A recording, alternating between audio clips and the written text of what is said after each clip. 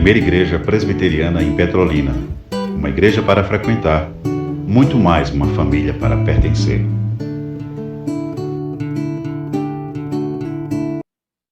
Vamos orar, irmãos. Amado Deus Todo-Poderoso, obrigado por estarmos aqui, Pai. Que momento maravilhoso estarmos juntos em comunhão, desfrutando da Tua presença, Senhor. Termos essa presença maravilhosa do Teu Santo Espírito sobre cada um aqui, pelos dons e talentos que vêm sendo desenvolvidos, pela Tua graça que alcança cada um de nós, Pai. Estamos aqui agora preparados para escutar a Tua voz.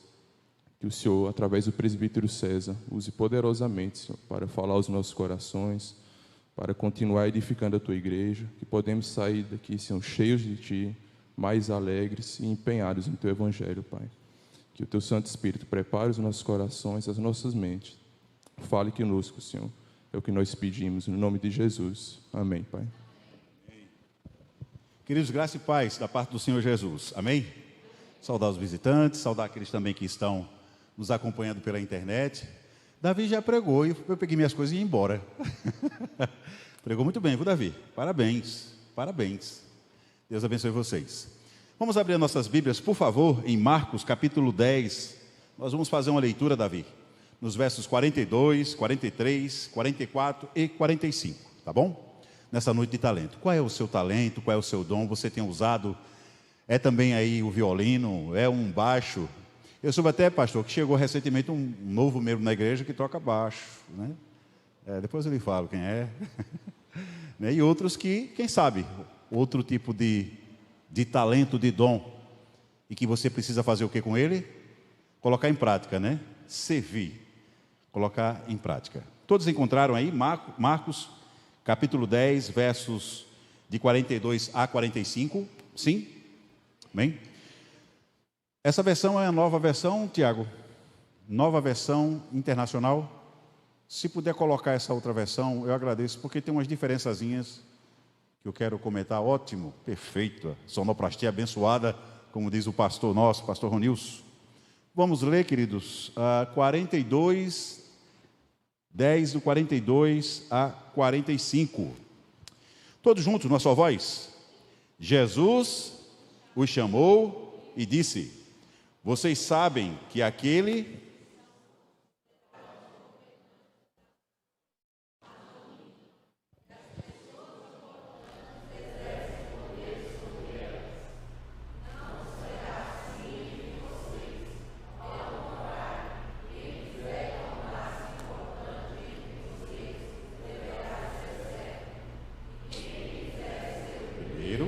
deverá ser escravo de todos, pois nem mesmo o Filho do Homem,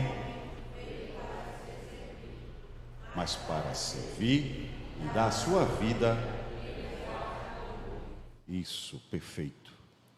Já foi orado, nós agradecemos a oração feita, nós cremos que o Senhor vai nos usar e que o Senhor também falará aos nossos corações através da sua palavra, que é santa, que é perfeita e que sempre tem nos ensinamentos. O versículo inicial, que é o versículo 42, diz assim: mas Jesus, chamando-os para junto de si, disse-lhes: sabei que os que são considerados governadores das nações as dominam, e as pessoas importantes exercem poder sobre ela. O mas é uma conjunção, né?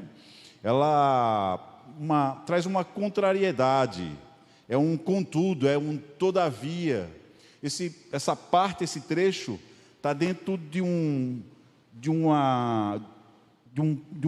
trecho maior, que fala sobre um pedido de Tiago e de João, que chegaram até perto de Jesus e disseram assim: olha, nós queremos ficar um do teu lado e o outro do outro lado, um à direita e o outro à esquerda.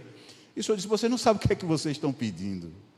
Eles disseram: mas nós queremos fazer isso. E Jesus disse: vocês podem beber do cálice, vocês podem participar do batismo? Eles disseram sim. E era verdade, sim.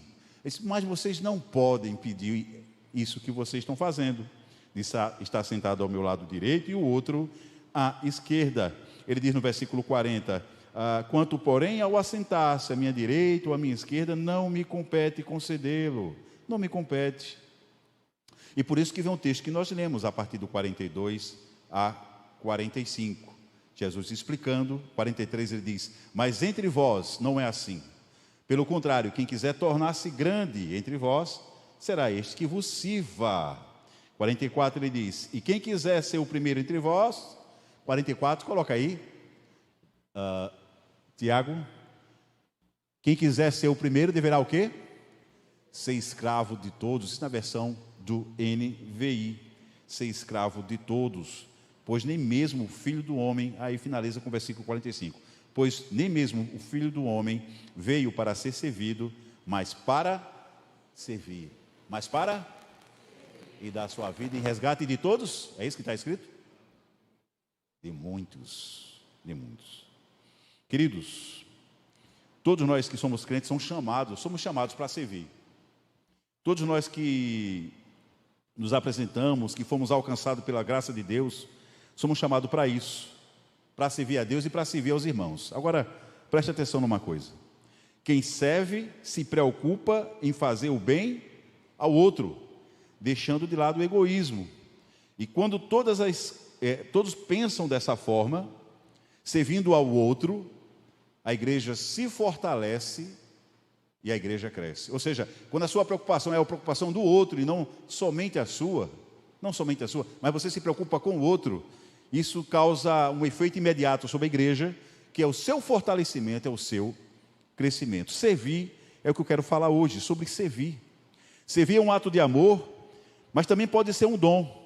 Romanos capítulo 12, versos de 7 a 8, também pode ser colocado aí pela sonoplastia.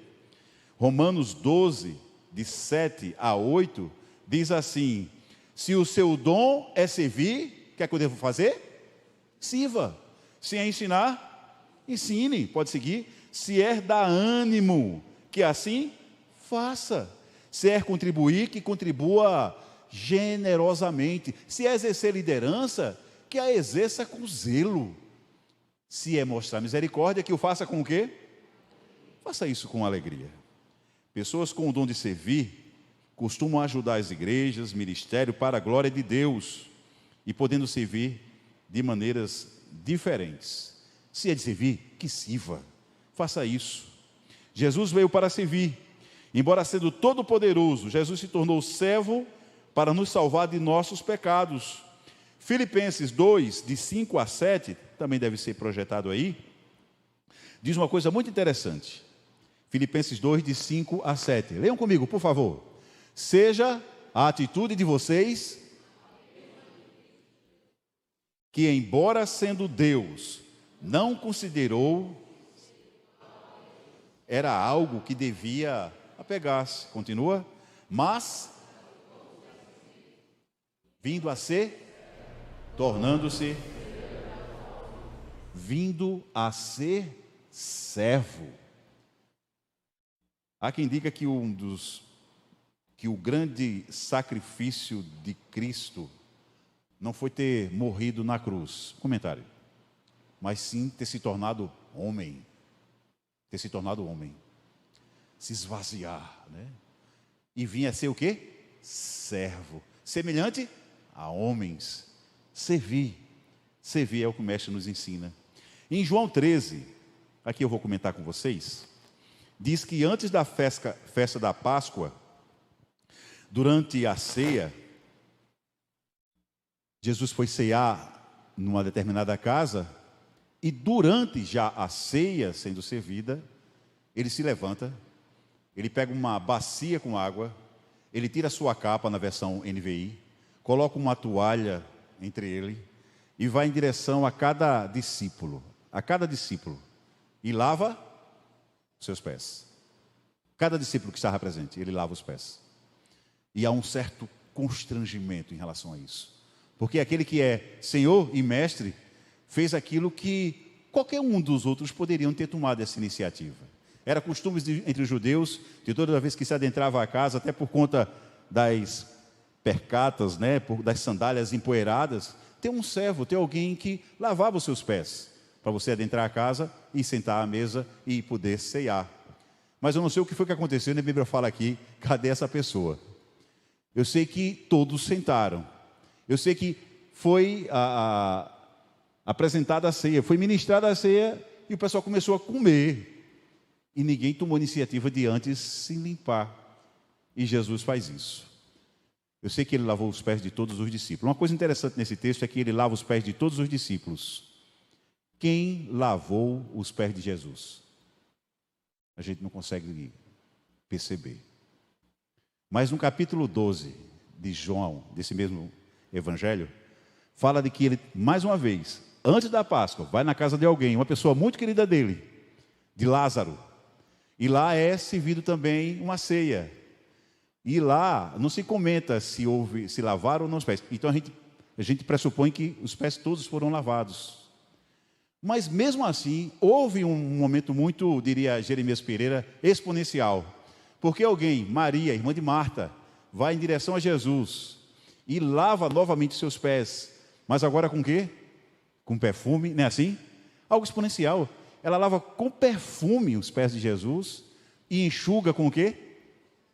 Com os seus cabelos. Servindo. Maria ali servindo. Imitando o seu mestre, Jesus.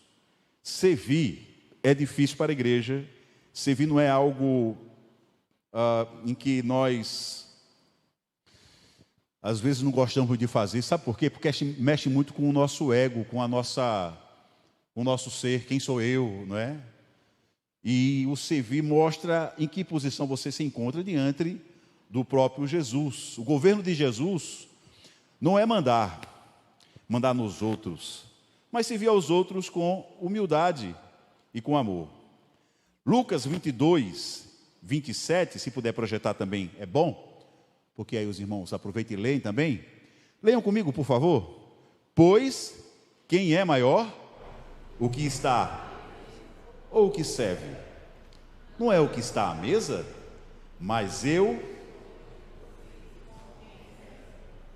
estou entre vocês como quem serve. Ele se posicionou, o próprio Jesus. Pastor Gilmar Lima foi um dos pastores que passou aqui nessa igreja na época ainda que aqui era chamada Junta de Missões Nacionais. Estou falando lá de trás, 94, alguma coisa assim. E ele era um dos pastores que ensinava muito, naquela época, que tinha um contexto para isso, que ele ensinava muito, não mandando, mas fazendo. Sabe, limpando os bancos, alguma coisa assim. Era um outro contexto, era a igreja ainda muito incipiente, ainda estava começando, após a sua organização eclesiástica. Mas isso me tocava muito porque, eu dizia, pai, se o pastor está limpando, outra pessoa era para estar fazendo isso, né? E ele fazia isso não para constranger ninguém, assim como Jesus fez quando lavou os pés dos discípulos. Ele não fez isso para constranger, ele estava ensinando, né? E a gente, se quer imitar o mestre, que façamos o mesmo que o mestre faz, né? Servir aos outros, servir aos outros, aos nossos irmãos. E assim é que tem que ser. Eu não sei qual é o seu dom, como eu brinquei logo no início, né? Qual é o seu talento, né? O que é que você faz? Mas uma coisa a gente pode entender e descobrir sobre a questão do uso do talento. 1 Pedro 4,10. Vê se consegue projetar esse texto para nos ajudar dentro dessa dinâmica do falar sobre o servir. 1 Pedro 4,10. Leiamos, amados. Cada um...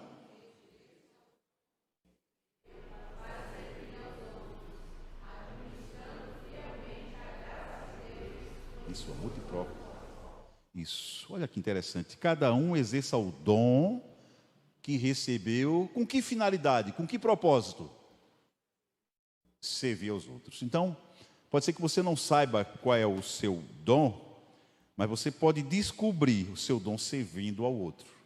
Quando você perceber que você está, sabe, no exercício do servir, você vai ter sinais de qual seria o seu dom, qual é o seu talento. Há um ditado popular que diz: quem não vive para servir. Isso eu conheci esse ditado lá em 90 e lá se vai. Quem não vive para servir, já ouviram isso? Não serve para viver. Dizem que é de Gandhi, depois você vê outros nomes. Bem, não estou muito preocupado com quem escreveu, mas queria chamar a atenção para essa colocação, né? Quem não vive para servir, não serve para viver. Que coisa, né? Forte, não é? Nós fomos criados, amados, para servir ao outro, e isto glorifica a Deus. Veja que coisa interessante, que quando Deus resolveu trazer à existência a mulher, quando ele resolveu trazer à existência a mulher, uma coisa muito interessante pode ser observada nisso. A ideia não era somente acabar, findar com a solidão de Adão, mas também trazer alguém que pudesse ser, pudesse auxiliar Adão, que pudesse ajudá-lo, que pudesse servi-lo. Olha que interessante, que pudesse servi-lo. E nesse contexto, Eva, ela surge não somente de fato para acompanhá-lo, para acabar com a solidão de Adão, mas para servir. Para servir. E servir não é fácil. O servir é um desejo, o servir é algo que vem dos céus, né? É um altruísmo divino, vamos dizer assim. Mas esse altruísmo divino, ele foi corrompido, e foi corrompido com o pecado original. O homem, quando pensa em servir, ele pensa em servir talvez a si mesmo, né? E quando pensa em servir ao outro, ele pensa em servir pensando em colher alguma coisa. Eu vou fazer isso, mas, né? Não é assim lá fora? Isso também pode ser dentro da igreja. A gente precisa estar vigilante nesse sentido. Se o seu servir está biblicamente correto ou se está fora desse contexto. Sábado passado a gente teve a Noite dos Namorados, não foi? Foi muito bacana e tudo mais. E no final de tudo, a gente já tinha só um grupo pequeno, lá no local onde aconteceu o evento. Aí chamaram os cozinheiros, auxiliares, né, para a gente agradecer a esse pessoal. Tem pessoas que são invisíveis, mas que as coisas não acontecem se esses invisíveis não atuarem. Não é assim? Isso na sociedade, às vezes um gari é invisível, um gari. Mas sem o serviço dele, a gente sofre. E aí chamaram eles e nós agradecemos e oramos por ele, né? E a reação que eu percebi da parte deles foi de gratidão, né? Obrigado, né? Obrigado por ter orado por nós, por ter percebido a nossa ação. Hebreus 6,10 diz assim: Deus não é injusto, Ele não se esquecerá do trabalho de vocês e do amor que demonstraram por Ele, pois ajudaram os santos e continuam a ajudá-los. E continuam a ajudá-los. Amado, com ou sem título oficial, presbítero, diácono, missionário, pastor, com ou sem título oficial, que você possa fazer muitas coisas pela igreja. Marcos 9:35 diz assim: se alguém quiser ser o primeiro, será o último e servo de todos. Se alguém quer ser primeiro, será o último e servo de todos. É desse jeito. Não sei se vocês já leram um livro chamado O Monge e o Executivo, né? Um livrinho secular, né? Mas é bem interessante porque conta a história de um executivo, John, que está passando por muitas dificuldades na sua casa, também na profissão, com a questão da liderança com os seus encarregados lá. E aí ele vai para esse mosteiro, vai para lá, para conversar com uma pessoa super indicada, para tentar dar um arranjo na vida dele. Ele foi lá para falar com uma pessoa que era chamada Irmão Simeão, o Len Hoffman, que era um grande empresário, que tinha feito fortuna, e que agora estava no mosteiro. Decidiu ir para lá. E ele foi: é com ele que eu vou aprender. Vou aprender a como liderar, a voltar a tomar as rédeas do meu comércio, dos meus serviços, a tomar as rédeas da minha vida. E o primeiro contato que ele tem com Lee Hoffman, o irmão Simeão, que era assim chamado lá, o primeiro contato que ele tem, Simeão está simplesmente lavando o vaso sanitário do quarto de John, né, pegando em sujeiras, desentupindo lá, que estava feio o negócio. E ele disse: você é o Simeão? Eu disse: sou eu, né? E ele ficou muito constrangido em ver aquela pessoa tão bem referendada limpando o vaso sanitário que ele tinha usado. Ali estava a primeira lição para ele. Quem quer liderar tem que primeiro servir. Vale a pena depois ver esse livro, O Monge e o Executivo. Jesus é o nosso maior exemplo de vida em servir. Ele veio ao nosso encontro. Ele veio ao nosso encontro e morreu por nós. Cristo morre, mas também ressuscita por nós, vencendo a morte, né? Após ter sido crucificado. Mas sempre nos dando lição de servir. Há quem conte que depois que Jesus é ressuscitado e que adentram no espaço onde ele lá estava, João 10, 27, João 20, verso 7, quando eles vão lá, eles encontram um lenço. Já viram isso? Um lenço dobrado. Se você for pegar a referência, você vai ver isso. E há quem conte, alguns historiadores, que há um significado em relação a esse lenço dobrado. E para isso a gente tem que entender um pouquinho a questão da cultura judaica. Porque é o seguinte: na antiga cultura dos judeus, havia um procedimento durante a ceia, em que o amo e os seus servos, enquanto o amo estava à mesa comendo, os servos ficavam atentos, né, a ele se servir. E quando ele pegava o lenço, passava na barba, né, limpava as mãos, sabe, e jogava ele todo embaraçado sobre a mesa, os servos então adentravam para dar continuidade às suas ações. Mas se por acaso ele saísse e esse lenço estivesse ainda dobrado, era um sinal para eles, dizendo assim: eu voltarei. Esse é um sinal que Jesus passa para a gente, deixando aquele lenço dobrado lá, dizendo: eu vou voltar. E nós, enquanto servos, o que cabe a nós é servi-lo. Ele é o maior mestre que nos ensinou, até na sua ressurreição, que dizendo assim: sirvam, né? Me sirvam, e que possamos fazer isso como a Bíblia nos ensina. Não sei meu dom, não sei o meu talento, não sei o que eu devo fazer, mas você pode descobrir, quando nós lemos 1 Pedro 4,10, que foi lido aqui, você pode descobrir o seu talento servindo aos outros. Que possamos fazer isso de fato, amados, até que Ele volte, e confiado no poder do Espírito Santo de Deus, que possamos servir orando pelo outro, que possamos fazer isso se preocupando com a necessidade do outro, que possamos fazer isso servindo, doando alimento, doando dinheiro, doando amor, doando o seu tempo, que é tão importante, que possamos fazer isso lavando os pés dos outros, não é? Dizendo: eu sirvo ao nosso Rei, e que façamos isso até que Ele venha. O pano continua dobrado. Amém?